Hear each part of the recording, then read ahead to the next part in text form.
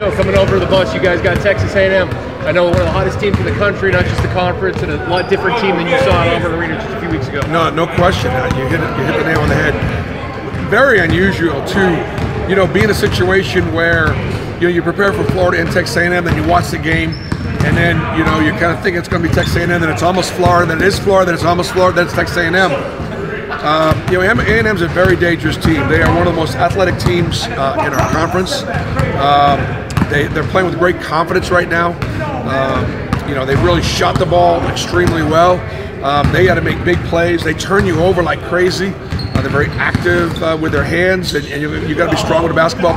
We played them in our place first, and neither team could really score much in the first 10 minutes of the ball game. It settled down a little bit.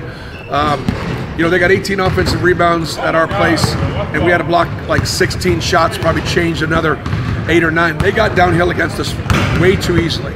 And so our guards are going to have to do a better job of competing to stay in front, build a wall, and make more tough twos. Did the team have a reaction at all on your way over here about the game? Not really. Not really. I think there was a part of them that would have liked to have played Florida because Florida beat us last time. So there's a psychological edge there.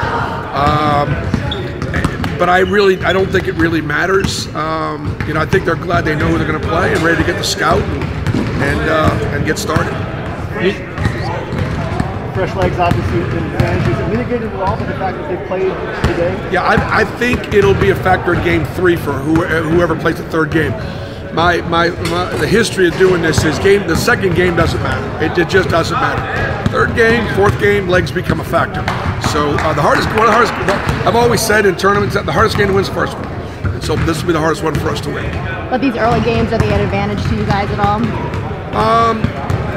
The early game is not an advantage in the first game, but it is in the second game and the third game because you get extra games rest from the teams that are playing this season. We got to take care of this first one. We got to find a way to match A&M's energy. That you can play really hard, and they look like they're just playing harder because they're so fast, powerful, and athletic.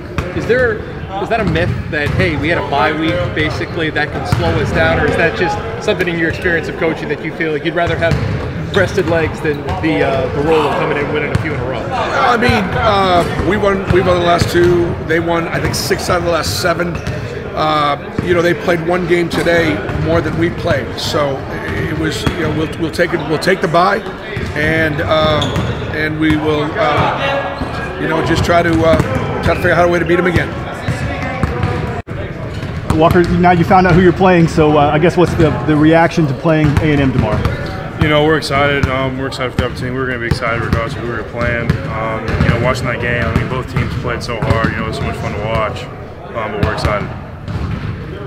What do you remember about this team playing the last time? Yeah, we played them at home. I know that. So having our home crowd, we're not going to have the same thing like we did last time. So we're going to have to come out and really, play as a team and play together. How does the mindset change from a tournament game that's going to go home to a regular season game? Understanding that you lose, you go home. Understanding that there is that kind of, it's urgent to win. So also understanding that we got to do what we're going to do and not let that affect us. You guys haven't played since Saturday, obviously, to celebrate the conference regular season championship. You guys get the double bye. Do you guys feel a little more rested? Do you feel like you're itching to get back down on the court? Yeah, no question. I can't speak for all the other guys, but for me personally, I'm ready to play, and I'm sure the other guys will agree. You had one of your triple doubles when you played Texas A&M last time. Is that something that's kind of on your mind when you go into this game knowing you're going to play them now? Not really. I just happened to have a good game that game, but our team we have so good depth that any guy can have a good game. So I'm not really thinking about that.